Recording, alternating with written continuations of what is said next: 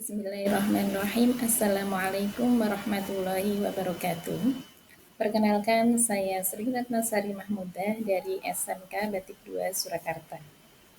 Pada kesempatan kali ini, kami ingin menyampaikan mengenai sosialisasi isu bullying atau perundungan yang saat ini tengah marak dan juga tengah menjadi isu perbincangan yang hangat di dunia pendidikan kita saat ini. Sebelumnya kita akan menjelaskan mengenai apa itu bullying.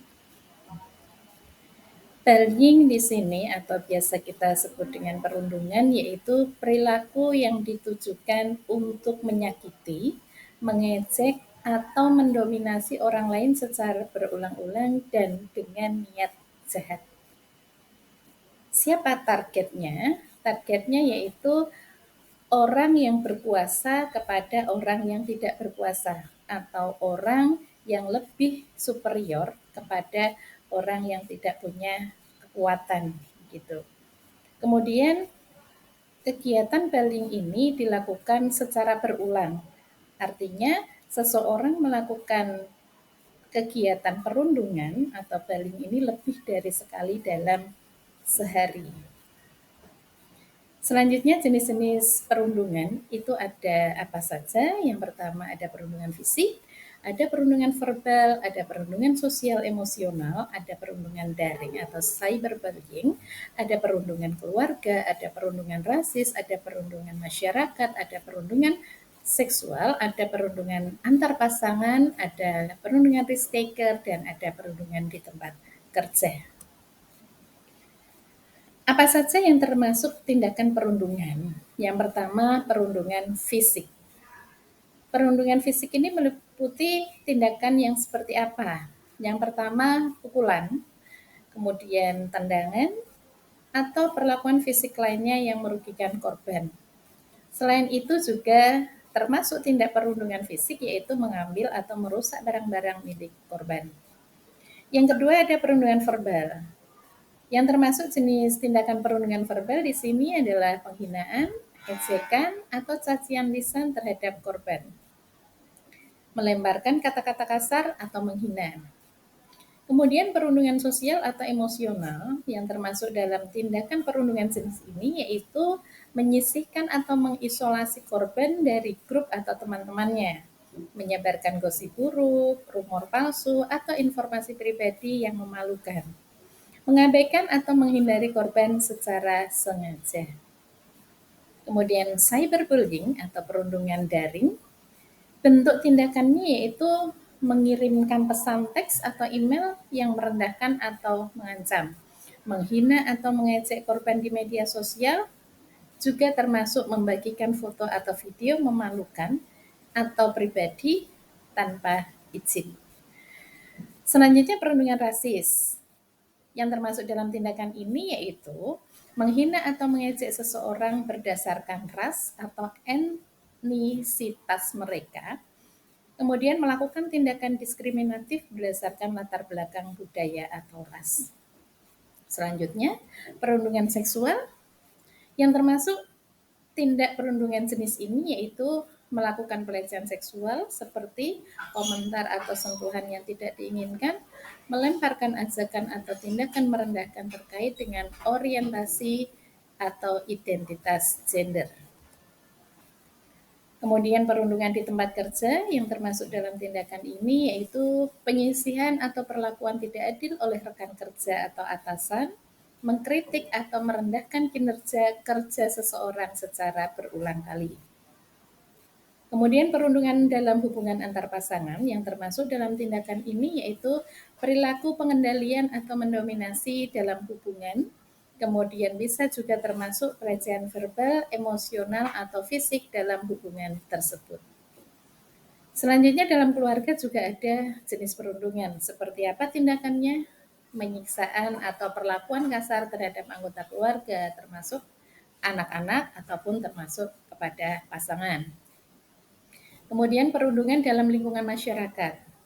Jenis tindakannya seperti apa? Perilaku perundungan ini terjadi secara umum di masyarakat seperti penghinaan, pemalakan, atau pelecehan dalam ruang publik. Siapa saja pihak yang terlibat dalam perundungan? Yang pertama, pelaku perundungan itu sendiri atau bully, yaitu orang yang melakukan tindakan perundungan terhadap korban. Yang kedua, korban perundungan atau victim, yaitu individu atau orang yang menjadi sasaran tindakan perundungan. Yang ketiga, saksi atau bystanders, yaitu orang-orang yang menyaksikan tindakan perundungan tetapi mungkin tidak secara aktif terlihat atau melihat kegiatan perundungan, ini termasuk dalam bystanders. Kemudian yang keempat, ada pihak berwenang atau otoritas. Siapa? Yaitu pihak yang berwenang dan bertanggung jawab untuk menangani perundungan jika terjadi di lingkungan yang mereka awasi. Kemudian ada ahli atau konselor, yaitu ahli atau konselor psikologi dan pekerja sosial yang dapat terlibat untuk memberikan dukungan dan konseling kepada korban perundungan. Kemudian pihak yang lain yang terlibat yaitu keluarga korban dan pelaku perundungan. Keluarga pelaku perundungan juga memiliki peran dalam mendidik dan mempengaruhi perilaku pelaku perundungan. Kemudian masyarakat dan rekan kerja, mereka berperan dalam memberikan dukungan, melaporkan tindakan perundungan atau mencoba untuk mencegahnya. Kemudian organisasi dan sekolah bertanggung jawab untuk menerapkan kebijakan dan tindakan pencegahan perundungan. When and where, kapan dan di mana terjadinya perundungan itu. Perundungan itu dapat terjadi kapanpun dan dimanapun, seperti yang pertama, terjadi di sekolah. Kemudian yang kedua, bisa terjadi di tempat kerja. Kemudian yang ketiga, bisa juga terjadi di keluarga. Selanjutnya bisa juga terjadi secara daring atau online. Kemudian bisa juga terjadi di komunitas. Bisa juga terjadi di masyarakat, kemudian bisa terjadi di hubungan antar pasangan, bisa juga terjadi di tempat ibadah maupun juga bisa terjadi di tempat olahraga. Nah, selanjutnya terhadap kegiatan atau terhadap kasus perundungan tentunya kita diharapkan bisa melakukan pencegahan. Nah, pencegahan ini bisa dilakukan oleh siapa saja. Yang pertama, guru. Nah, guru di sini bisa melakukan pencegahan dengan cara bagaimana? Memberikan pengetahuan tentang konsep perundungan, misalnya dengan seminar atau edukasi-edukasi yang lain. Kemudian yang kedua, untuk orang tua, di sini orang tua harus tahu jika ada anak yang menjadi korban atau melakukan perundungan. Kemudian yang ketiga, guru bisa mengajar dengan mengasah empati, melatih, kemudian menstimulasi empati supaya anak-anak terbiasa dengan empati dan pada akhirnya mereka bisa tidak melakukan perundungan. Kemudian yang berikutnya, sekolah menyiapkan mekanisme pelaporan perundungan, dan yang kelima, melibatkan orang tua dalam kasus perundungan. Nah, di sini ada mitos dan juga fakta tentang perundungan yang perlu kita pahami. Jadi mitos itu adalah anggapan yang tidak berdasar begitu. Nah, selama ini mitos tentang perundungan yang terjadi di lingkungan sekitar kita, yang pertama adalah perundungan ini merupakan hal yang biasa dalam pertumbuhan anak-anak. Kemudian korban perundungan harusnya bisa melindungi diri sendiri dan perundungan hanya terjadi secara fisik. Itu semuanya mitos. Nah, sedangkan untuk fakta yang sesungguhnya, sebetulnya apa perundungan itu? Jadi perundungan dapat memiliki dampak jangka panjang. Dampak jangka panjang dari adanya perundungan apa saja? Ada depresi, ada kecemasan, ada isolasi sosial, bahkan ada pemikiran bunuh diri. Nah, ini jangka panjangnya luar biasa tidak baik begitu.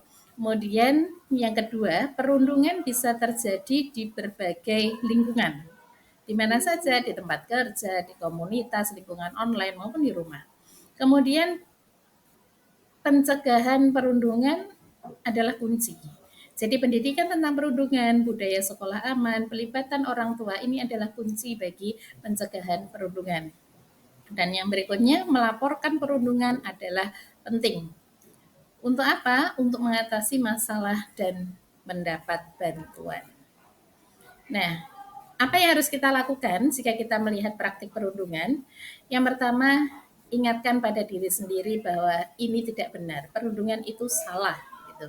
Yang kedua, lindungi korban, ajak bicara dan tawarkan bantuan. Selanjutnya, apa yang harus kita lakukan? Laporkan kepada otoritas yang sesuai, misalnya guru, kepala sekolah, kalau di masyarakat juga ada RT, RW, sampai mungkin di kelurahan atau desa begitu. Dan lebih tinggi secara struktural birokrasi jika di lingkungan masyarakat. Berikutnya, yang perlu kita lakukan juga adalah catat buktinya, bisa dalam bentuk catatan atau foto, mungkin screenshot begitu, itu juga bisa jadi catatan kita. Kemudian ajak saksi untuk bersaksi, kemudian kita terlibat dalam program pencegahan, selanjutnya kita bicara dengan pelaku perundungan jika itu memang dimungkinkan aman, dan ajak orang dewasa untuk ikut campur dalam praktik pencegahan perundungan ini. Demikian presentasi dari kami tentang perundungan, semoga bisa memberikan wawasan dan selanjutnya kita bisa melakukan pencegahan perundungan dan kita bisa terhindar dari praktik-praktik perundungan dimanapun. Terima kasih. Wassalamualaikum warahmatullahi wabarakatuh.